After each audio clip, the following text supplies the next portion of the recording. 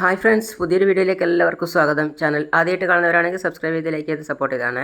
നന്ദു പറഞ്ഞത് പ്രകാരം അനി വന്നിട്ട് കാത്തു നിൽക്കുകയാണ്.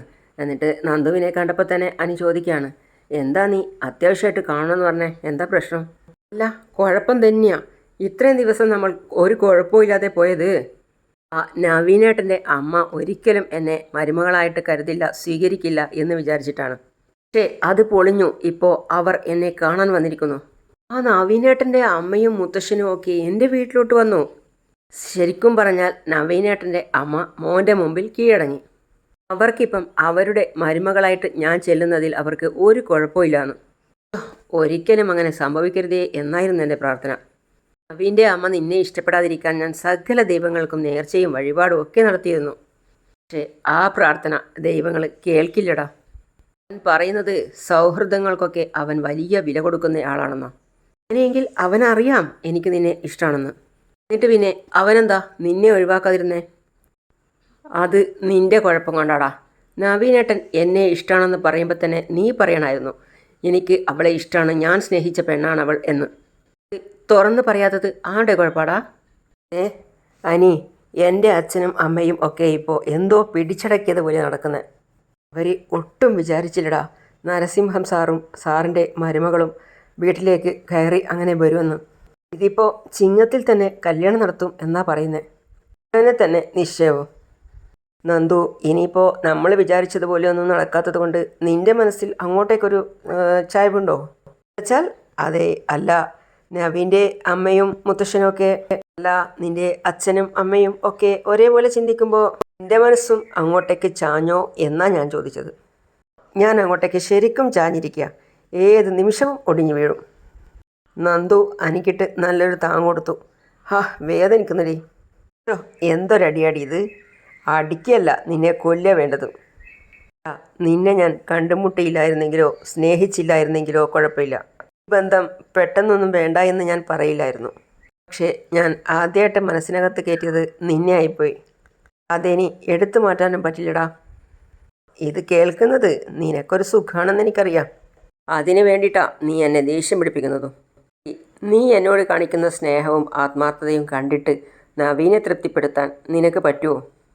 സന്തോഷിപ്പിക്കാൻ പറ്റുമോ? എന്തായാലും ആരെയെങ്കിലുമൊക്കെ വേദനിപ്പിക്കാതെ നമുക്ക് ഒന്നിക്കാൻ പറ്റുമെന്ന് തോന്നുന്നില്ല. നവീനോട് കാര്യങ്ങൾ തുറന്ന് പറഞ്ഞാൽ അവന് മനസ്സിലാവും. പക്ഷേ ഇത് അവൻ്റെ ലൈഫിൻ്റെ കാര്യമായിപ്പോയി. എനിക്കറിയാം അവനെ. അവൻ്റെ ജീവിതത്തിലും അവൻ ഇതുവരെ ഒരു പെൺകുട്ടിയെ പ്രേമിച്ചിട്ടില്ല. ആദ്യമായിട്ട് അവൻ ഇഷ്ടപ്പെടുന്നതും നിന്നെയാണ്. ഇത് വലിയ പ്രശ്നം തന്നെയാണ്. കോടതിയിൽ നിന്നെ ജയിപ്പിച്ചിട്ട് നവീനേട്ടൻ പുറത്തിറങ്ങിയപ്പോൾ സത്യം പറഞ്ഞാൽ എനിക്ക് ആ മനുഷ്യനോട് പിന്നെ സ്നേഹവും ബഹുമാനവും ഒക്കെ കൂടുക ചെയ്തത്. എന്നാൽ നിന്നോട് ആ സമയത്ത് നല്ല ദേഷ്യവും തോന്നി.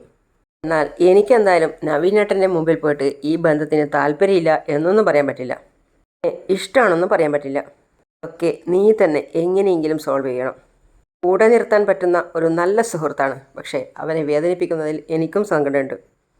എനിക്കൊരു സംശയം, കോടതിയിൽ അവൻ്റെ പെർഫോമൻസ് എന്നേക്കാൾ കൂടുതൽ നീ കണ്ടതാ.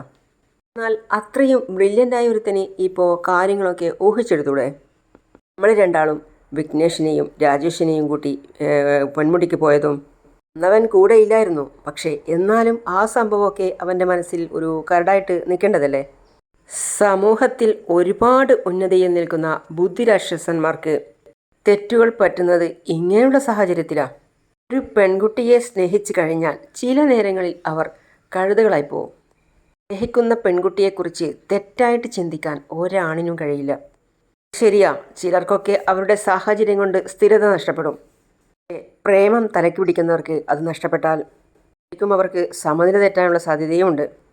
പിന്നെ അനാമികയിൽ നിന്നും വേർപിരിക്കുക മാത്രമല്ല നവീനേട്ടൻ ചെയ്തത്, കുടുംബത്തെ മുഴുവൻ അദ്ദേഹം രക്ഷിച്ചതാ. അങ്ങനെ ഒരാളോട് നമ്മളിപ്പോൾ കാണിക്കുന്നത് നന്ദികേടാ. അതൊക്കെ എനിക്കറിയാടി. അതിനവൻ ആവശ്യപ്പെടുന്നത് എന്തും കൊടുക്കാൻ ഞാൻ തയ്യാറാ, നിന്നെ ഒഴിച്ച്. നിന്നെ വിട്ടുകൊടുത്ത് എനിക്ക് ഒരിക്കലും നന്ദി കാണിക്കാൻ പറ്റില്ല. ഞാൻ എൻ്റെ വീട്ടുകാരോടെല്ലാം പറഞ്ഞിട്ടുണ്ട്, നവീനും നീയുമായിട്ടുള്ള വിവാഹം നടക്കുകയാണെങ്കിൽ എനിക്ക് വേണ്ടി പിന്നെ ഒരു പെൺകുട്ടിയെ ആലോചിക്കരുത് എന്ന്. നീ കൈവിട്ട് പോയാലും ശരി, നിന്നെക്കുറിച്ചുള്ള നല്ല ഓർമ്മകൾ എൻ്റെ മനസ്സിലുണ്ട്. നമ്മൾ പൊന്മുടിയിൽ പോയതുൾപ്പെടെ. ഇതൊക്കെ അങ്ങനെ തന്നെ നിന്നോട്ടെ. എൻ്റെ തീരുമാനവും അങ്ങനെയൊക്കെ തന്നെയാണ്. വിവാഹം കഴിക്കാൻ കഴിഞ്ഞില്ലെങ്കിൽ നീയുമായിട്ടുള്ള നല്ല നിമിഷങ്ങൾ എൻ്റെ മനസ്സിലും അതുപോലെ തന്നെ നിൽക്കും. അത് മതി എനിക്കും ഇനി അങ്ങോട്ട് ജീവിക്കാൻ. നീ വാ, വന്ന് കാറിൽ കയറ്. എന്തിനാ അനി? എന്നെ കൊണ്ട് എങ്ങോട്ടെങ്കിലും പോവാനാണോ? ദേ ഞാനില്ല കേട്ടോ, നീ ഒന്ന് വാ. അങ്ങനെ അനിയുടെ കൂടെ നന്ദുവും കാറിൽ കയറി. നമുക്ക് കുറച്ച് ദൂരം ഡ്രൈവ് ചെയ്യാം. ഓ, ഹാഫ് ആൻ അവർ. ആ, ഹാഫ് ആൻ അവർ, 5 മണിക്കൂർ ആവരുത് കേട്ട് അനിച്ചിരിക്കുകയാണ്. ഏയ്, പിന്നെ കാണിക്കുന്നത് തറവാടാണ്. തറവാട്ടിൽ ആദർശിൻ്റെ അമ്മ ഉമ്മറത്ത് തന്നെ ഇരിക്കുകയാണ്. അതിൻ്റെ ഹോൺ കേട്ട് നോക്കുകയാണ്. അപ്പോഴാണ് അതിൽ നിന്നും നവ്യ ഇറങ്ങി വരുന്നത്. തന്നെ ആദർശിൻ്റെ അമ്മ ചോദിക്കുകയാണ് അവളോട്, നീ എവിടെ പോയിട്ട് വരിക? അങ്ങനെയുള്ള ചോദ്യങ്ങളൊന്നും ഇല്ലായിരുന്നല്ലോ ഈ അടുത്ത സമയത്ത് വരെ. എനിക്ക് എങ്ങോട്ട് വേണമെങ്കിലും പോകാം വരാം, അവൾ ധൈര്യത്തോടെ പറയാം. അതേപ്പറ്റി ആരും ആരോടും പറയാറില്ലല്ലോ ഇവിടെ. അപ്പോഴാണ് നവ്യയുടെ സഹോദരി വന്നിട്ട് പറയുന്നത്, ഇന്ന് പറയാൻ കാരണമുണ്ട്. ആ, എന്താ? ചേച്ചി നവീനെ കണ്ടിരുന്നോ? കണ്ടിരുന്നു. എന്തിനാ കണ്ടത്? കണ്ട കാര്യം നീ അറിഞ്ഞിട്ടുണ്ടെങ്കിൽ എന്തിനാ കണ്ടത് എന്നും അറിഞ്ഞിട്ടുണ്ടാവുമല്ലോ. നീ എന്തിനാ നന്ദു അനിയും സ്നേഹത്തിലാണെന്ന് അവനോട് പറഞ്ഞത്? ആരോടാ അങ്ങനെ പറഞ്ഞത്? നവീനോട്. അബിയുടെ അമ്മ ദേഷ്യത്തോടെ വന്ന് ചോദിക്കുകയാണ്.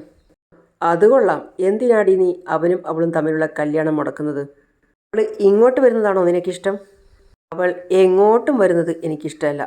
അവൾക്കൊരു നല്ല ബന്ധം കിട്ടാൻ പാടില്ല. അതുപോലെയാ അവൾ എന്നെയും അബിയെയും ഒക്കെ ദ്രോഹിച്ചത്. എന്നാൽ പിന്നെ ഓക്കെ.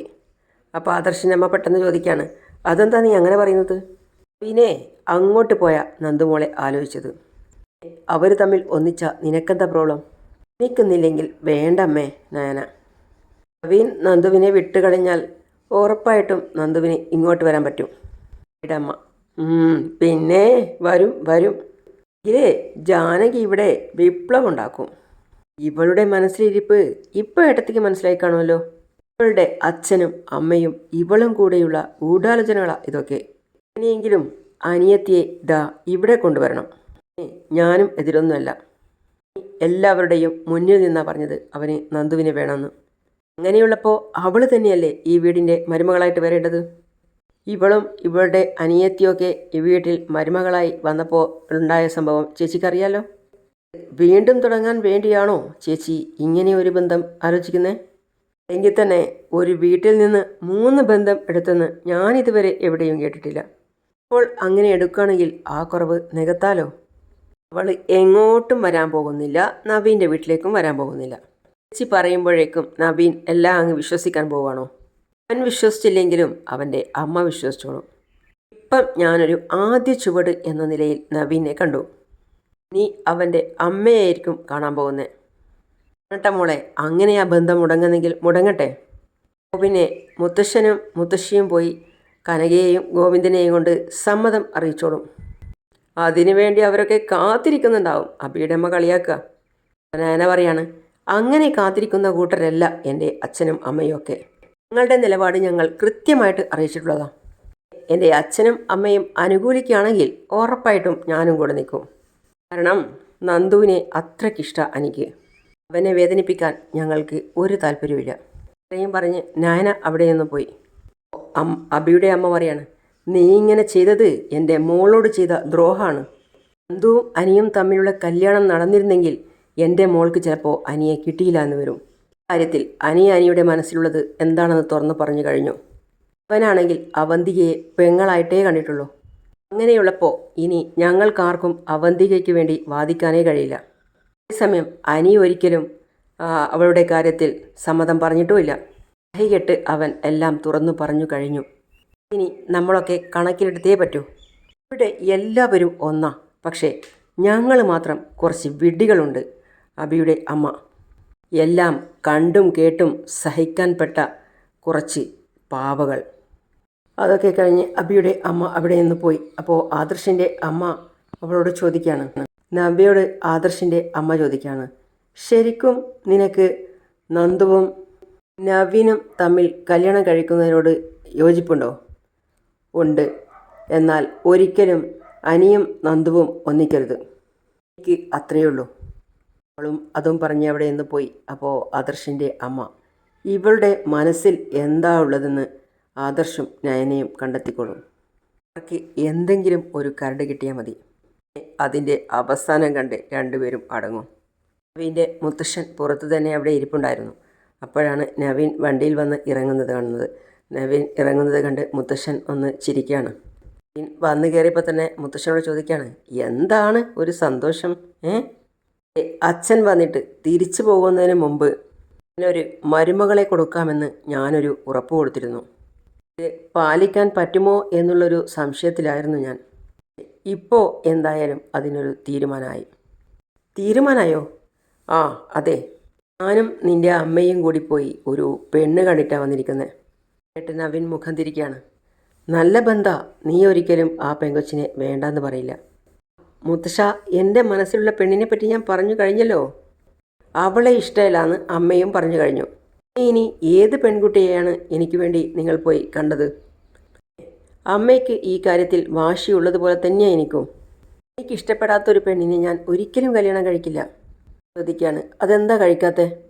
കുടുംബത്തിൽ കയറ്റാൻ പറ്റാത്ത പെൺകുട്ടികളെയൊന്നും ഇങ്ങോട്ടേക്ക് കൂട്ടിക്കൊണ്ടുവരരുത് എന്നാണ് എൻ്റെ ഒരു ആഗ്രഹം. ഞങ്ങൾ പോയി കണ്ടെത്തിയ പെൺകുട്ടിയെ നിനക്കും ഇഷ്ടപ്പെടും. എനിക്കിഷ്ടപ്പെട്ട പെൺകുട്ടി ആരാണെന്ന് ഞാൻ നിങ്ങൾ രണ്ടുപേരോടും പറഞ്ഞല്ലോ. ഇനിയിപ്പോൾ വേറൊരു പെണ്ണിനെ പോയി പെണ്ണ് കാണാൻ എനിക്ക് പറ്റില്ല. ഇപ്പോൾ നീ പെണ്ണ് കാണണം എന്ന് പറഞ്ഞോ? മുത്തശ്ശൻ ചോദിക്കുക. ഞങ്ങൾ കണ്ടു, ഏതാണ്ട് നിശ്ചയമൊക്കെ ഉറപ്പിക്കുകയും ചെയ്തു. ആരോട് ചോദിച്ചിട്ടാ അമ്മയും മുത്തശ്ശനൊക്കെ നിശ്ചയമൊക്കെ ഉറപ്പിച്ചത്? നിൻ്റെ അച്ഛനെ വിളിച്ചപ്പോൾ പെൺകുട്ടിയെപ്പറ്റി പറഞ്ഞു. നിൻ്റെ അമ്മയ്ക്ക് അവളെ വലിയ താല്പര്യമൊന്നുമില്ല. പക്ഷേ നിൻ്റെ അച്ഛൻ സ്ട്രിക്റ്റായിട്ട് പറഞ്ഞു, ഈ പ്രാവശ്യം ഞാൻ വന്നിട്ട് പോകുന്നതിന് മുമ്പ് എൻ്റെ മോൻ്റെ കല്യാണം നടക്കണമെന്ന്. അതുകൊണ്ടാണ് ഞങ്ങൾ ആ ബന്ധം ഫിക്സ് ചെയ്യാമെന്ന് പറഞ്ഞത്. എനിക്കൊന്നും മനസ്സിലാവുന്നില്ല. എന്നോട് ചോദിക്കാതെ എന്തിനാ ആ ബന്ധം അമ്മയും മുത്തശ്ശനും കൂടി ഫിക്സ് ചെയ്ത്? ഇപ്പോൾ നിന്നോട് ആലോചിക്കേണ്ട കാര്യം ഇല്ലെന്ന് തോന്നി. കാരണം ഞങ്ങളെക്കാൾ മുമ്പേ നീ ആ ബന്ധം തീരുമാനിച്ച് ഉറപ്പിച്ചതാ. നവീൻ്റെ മുത്തശ്ശൻ പറയാണ്, നല്ല കാര്യങ്ങൾ പറയുമ്പോൾ പെട്ടെന്ന് അങ്ങ് എടുത്തടിച്ചതുപോലെ പറയാൻ പാടില്ല. അതുകൊണ്ടാണ് ചെറിയൊരു ടെൻഷൻ നിനക്ക് തന്നത്. ഞങ്ങൾ പോയിട്ട് കണ്ടത് വേറെ ആരുമല്ലടാ, നീ വേണമെന്ന് പറയുന്ന പെൺകുട്ടി തന്നെയാണ്, ഗോവിന്ദേൻ്റെയും കാനകയുടെയും മകൾ. കേട്ടതും അവൻ സന്തോഷിക്കുകയാണ്. അപ്പോൾ അമ്മ അവനോട് ചോദിക്കുകയാണ്, എന്താ നിനക്ക് സന്തോഷമായില്ലേ? എനിക്ക് കണ്ണെടുത്താൽ കണ്ടുകൂടായിരുന്നു. മുമ്പ് വരെ അതുപോലെ തന്നെയായിരുന്നു അവളുടെ ഇളയ മോളയും. പക്ഷേ ആ ദേഷ്യമൊക്കെ നിനക്ക് വേണ്ടി ഞാൻ മാറ്റിവെച്ചു. അച്ഛൻ പറഞ്ഞതുപോലെ നിൻ്റെ അച്ഛനും ഒരുപാട് നിർബന്ധിച്ചു. എനിക്കിഷ്ടപ്പെട്ട പെണ്ണിനെ തന്നെ നിനക്ക് കല്യാണം കഴിച്ച് തരണമെന്നും പറഞ്ഞു. മോനെ, മൂർത്തിയുമായിട്ടൊരു ബന്ധം കൂടാനാണ് ആ വീട്ടിലെ പെൺകുട്ടിയെ നമ്മൾ ആലോചിച്ചത്. പക്ഷേ നടന്നില്ല. പക്ഷേ എനിക്കിഷ്ടപ്പെട്ട നന്ദുവിനെ ഇങ്ങോട്ട് കൂട്ടിക്കൊണ്ട് വരുവാണെങ്കിൽ നമ്മൾ എല്ലാ കുടുംബക്കാരുമായിട്ട് കുറച്ചുകൂടി അടുപ്പമുണ്ടാവും. കാരണം നന്ദുവിൻ്റെ 2 ചേച്ചിമാരാണ് അനന്തപുരിയിലെ മരുമക്കൾ. അകലെയുള്ള ബന്ധമല്ല, വളരെ അടുത്ത ബന്ധമാണ്. അത് പിന്നെ പറഞ്ഞ സംഗതിയൊക്കെ ശരിയാണ്. ഞാൻ അവളെ ഇങ്ങോട്ട് കൂട്ടിക്കൊണ്ട് വന്നതിന് ശേഷം അമ്മയ്ക്കുള്ള ശത്രുതയൊന്നും അവളോട് കാണിക്കരുത്. അമ്മായിയമ്മ പോര്, അത് കാണാനൊന്നും എനിക്ക് വയ്യ. അതുകൊണ്ടാണ് ഞാൻ പറഞ്ഞത്. നിൻ്റെ അമ്മ ആരുടെയോ ഭാഗ്യത്തിനാണ് ഈ ബന്ധത്തിന് സമ്മതിച്ചത്. ഇവളുടെ മനസ്സ് മാറിയ സമയത്ത് പെട്ടെന്ന് കല്യാണം നടത്തുന്നതിന് പകരം ഇതിനാടാ നീ അതിൻ്റെ ഇടയിൽ കയറി മുടക്കം പറയുന്നത്? അല്ല, ചിന്തിക്കുമ്പോൾ നമ്മൾ എല്ലാ വശവും ചിന്തിക്കണമല്ലോ. അവിടെ പോയി ഈ കാര്യം പറഞ്ഞപ്പോൾ ഒരുമാതിരി ലോട്ടറി അടിച്ചതുപോലെയായിരുന്നു നന്ദുവിൻ്റെ അച്ഛൻ്റെയും അമ്മയുടെയും മുഖത്തുള്ള സന്തോഷം. അതെ, കല്യാണ ചെറുക്കനാവാൻ തയ്യാറായിക്കോ. നിശ്ചയം 1-2 ആഴ്ചക്കുള്ളിൽ നടത്തണം. അതൊന്നും വേണ്ട. നിശ്ചയമൊക്കെ ഒരു 6-7 മാസം കഴിഞ്ഞ് നടത്തിയാൽ മതി. അതുപോലെ ഈ കല്യാണം അടുത്ത ചിങ്ങത്തിൽ നടത്തിയാൽ മതി. അവൻ പറഞ്ഞത് കേട്ടോ. ഇനി ഈ രീതിയിൽ സംസാരിച്ചാൽ എൻ്റെ കയ്യിൽ നിന്ന് നല്ല തല്ല് കിട്ടും കേട്ടോ. തിരുവോണത്തിന് എനിക്കൊരു മരുമകൾ ഉണ്ടെങ്കിൽ അടുത്ത തിരുവോണത്തിന് എനിക്കൊരു കുഞ്ഞും വേണം. എനിക്കൊരു പേരക്കുട്ടിയെ ലാളിക്കണം എന്നാ പറഞ്ഞത്. ആകെ ചമ്മ അവിടെ നിന്ന് പോവുകയാണ്. അപ്പം മുത്തശ്ശൻ ചോദിക്കുകയാണ്, നീ എന്തോന്നും പറയാതെ അങ്ങ് പോകുന്നു? ഞാനെന്ത് പറയാനാ? അവൻ്റെ മുഖത്ത് ഇതൊക്കെ പറഞ്ഞു കഴിഞ്ഞപ്പോൾ ഒരു സന്തോഷമില്ലല്ലോ. അതൊക്കെ അവൻ്റെ അഭിനയമായിരിക്കും. അവൻ മുറിയിൽ ചെന്നിട്ട് അവൻ്റെ പ്രതിരൂപത്തെ കണ്ട് ചിരിക്കുന്നുണ്ടാവും, ആഹ്ലാദ പ്രകടനവും നടത്തുന്നുണ്ടാവും. അവൻ്റെ കാര്യം വിട്ടേക്ക്, നീ ഇനി ഓരോന്നും ചിന്തിച്ചു കൂട്ടിയിട്ട് എൻ്റെ തീരുമാനം മാറ്റാതിരുന്നാൽ മതി. കാണിക്കുന്നത് ആദർശിൻ്റെ മുത്തശ്ശനെയും മുത്തശ്ശിയുമാണ്. അവിടെ അനി വന്നിട്ട് വിളിക്കുകയാണ്, മുത്തശ്ശ. എന്തിനാ മുത്തശ്ശ എന്നെ വിളിച്ചത്? പിന്നെ ഗോവിന്ദൻ എന്നെ വിളിച്ചിരുന്നു. എൻ്റെ അമ്മയും നരസിംഹവും ചേർന്ന് പെണ്ണ് ചോദിച്ചെന്ന്. സീരിയസ് ആയിട്ട് കാര്യങ്ങൾ മുന്നോട്ട് നീക്കുക. ഞാനും നിൻ്റെ മുത്തശ്ശിയും മുന്നിൽ നിന്ന് അവൻ്റെയും കല്യാണം നടത്തിക്കൊടുക്കണം എന്നാണ് പറയുന്നത്. നന്ദുവിൻ്റെ ഇഷ്ടം അറിയാതെയാണ് ഓരോരുത്തരും ഓരോ തീരുമാനം എടുക്കുന്നത്. സ്വന്തം മക്കളെപ്പറ്റി അവരുടെ അച്ഛനമ്മമാർക്ക് ഓരോരോ ആഗ്രഹങ്ങളൊക്കെ ഉണ്ടാവും. നമ്മൾ പ്രാധാന്യം കൊടുക്കേണ്ടത്. പെൺകുട്ടികളുടെ ഇഷ്ടത്തിന് ഒരു വിലയുമില്ലേ, അതും ഇന്നത്തെ കാലത്ത്. മോനെ, നിൻ്റെ മനസ്സ് നീ വ്യക്തമാക്കി കഴിഞ്ഞു. കൊച്ചുമക്കൾ ഒരു തരത്തിലും വിഷമിക്കരുത് എന്ന് വിചാരിക്കുന്നയാളാണ് ഞാൻ. ഇവിടെ ഞാൻ പറഞ്ഞല്ലോ, എനിക്ക് നിന്നെപ്പോലെ തന്നെയാണ് നവീനും. ഇപ്പോൾ ഒരു തവണയല്ല 2 തവണയാണ് ഈ കുടുംബത്തിന് ഉണ്ടായിരിക്കുന്ന നാണക്കേട് മാറ്റിത്തന്നത്. ഡിവോഴ്സ് കേസിൽ നവീൻ സ്വാർത്ഥത കാണിക്കുന്ന ഞങ്ങളൊക്കെ കരുതിയത്. ഇനിയും അത് പലതവണ പറഞ്ഞതാ. എന്നിട്ടിപ്പോൾ എന്താ സംഭവിച്ചത്? നിസ്സാരമായിട്ട് ആ കേസ് നമുക്ക് അനുകൂലമാക്കി തന്നില്ലേ. നഷ്ടപരിഹാരം പോലും ഒട്ടും കൊടുക്കേണ്ടി വന്നില്ല. മുത്തശ്ശി പറയാണ്, അവൻ വക്കീൽ ഫീസും വാങ്ങിയില്ല. ഇങ്ങനെയൊരു പയ്യനെ എങ്ങനെയാണ് മോനെ നമ്മൾ വേദനിപ്പിക്കുന്നത്? ഇത് തന്നെയാണ് മോനെ ഞങ്ങളെ ഇപ്പോൾ അലട്ടിക്കൊണ്ടിരിക്കുന്നത്. ഗോവിന്ദനെയും വേണമെങ്കിൽ നമുക്ക് പറഞ്ഞു നിർത്താം. പക്ഷേ നരസിംഹം എന്നെ വിളിച്ചിരുന്നു. ായിട്ട് ഇനി നടക്കാൻ പോകുന്ന ചടങ്ങിൽ മുന്നിൽ തന്നെ ഉണ്ടാകണം എന്നും പറഞ്ഞു. എനിക്ക് തോന്നുന്നത് നന്ദുവിനെ നിനക്ക് വിധിച്ചിട്ടില്ല എന്നാ മോനെ. അതുകൊണ്ടാണ് ഇതുപോലുള്ള തടസ്സങ്ങളൊക്കെ ഉണ്ടാവുന്നത്. ഇനി എന്താണെന്ന് വെച്ചാൽ നടക്കട്ടെ മുത്തശ്ശി. പക്ഷേ നന്ദുവിന് പകരം വേറൊരു പെൺകുട്ടിയെ ഇങ്ങോട്ട് കൂട്ടിക്കൊണ്ടുവരാൻ എന്നോട് ദയവ് ചെയ്ത് പറയരുത്. എന്നെക്കൊണ്ട് പറ്റില്ല. എന്നെ വല്ലാതെ പ്രതിസന്ധിയിലേക്ക് കൊണ്ടുപോയി എത്തിക്കുക. അതിനേക്കാൾ വിഷമിക്കുന്നുണ്ട് മുത്തശ്ശ. കുടുംബ കോടതിയിൽ എന്നോട് കാണിച്ച ആത്മാർത്ഥത, എന്നോടുള്ള സ്നേഹം കൊണ്ട് മാത്രമല്ല, ആ ദിവസം കോടതിയിൽ നന്ദുവും ഉണ്ടായിരുന്നു. നന്ദുവിന് അവൻ വാക്കുകൊടുത്തതാ, ഞാനും അനാമികയും തമ്മിലുള്ള ബന്ധം വേർപെടുത്തും എന്ന്. അവൾക്ക് കൊടുത്ത വാക്കാ അവൻ പാലിച്ചത്. എന്നൊന്നും നീ പറയരുത് മോനെ, നിനക്കും അവൻ വാക്ക് തന്നതാ. മാത്രമല്ല, ഞാൻ നരസിംഹനെ വിളിച്ചായിരുന്നല്ലോ. അയാളും പറഞ്ഞതാ നവീൻ കഴിവിൻ്റെ പരമാവധി ശ്രമിക്കും എന്ന്.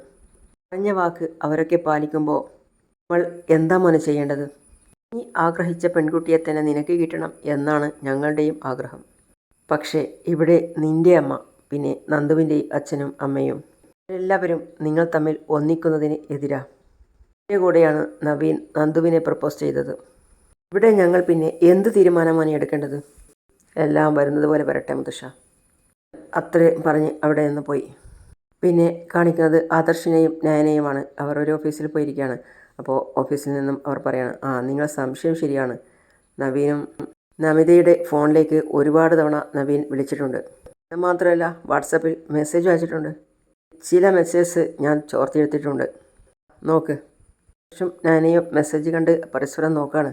ഇപ്പം മനസ്സിലായില്ലേ അയച്ചിരുന്ന ആ അജ്ഞാത മെസ്സേജിന് പുറകിൽ നമിതയായിരുന്നു എന്ന്? നവ്യയുടെ നിർദ്ദേശപ്രകാരമായിരുന്നു അവൾ അങ്ങനെ ചെയ്തത്. ഞങ്ങളുടെ സംശയം ശരിയായിരുന്നു അല്ലേ? നയനയോട് ആദർശ് പറയാം. വളരെ ബുദ്ധിപരമായിട്ടിവിടെ നയനയുടെ ചേച്ചി ആദർശ് സാറിൻ്റെ അനിയനെ സ്നേഹിച്ചും നിങ്ങളെ വെറുത്തും അവൾക്ക് വേണ്ടുന്ന കാര്യങ്ങളൊക്കെ നേടിയെടുത്തുകൊണ്ടിരിക്കുകയായിരുന്നു. അത്രയും കേട്ടതും ആദർശ് നയനയെ നോക്കി ഞെട്ടുകയാണ്.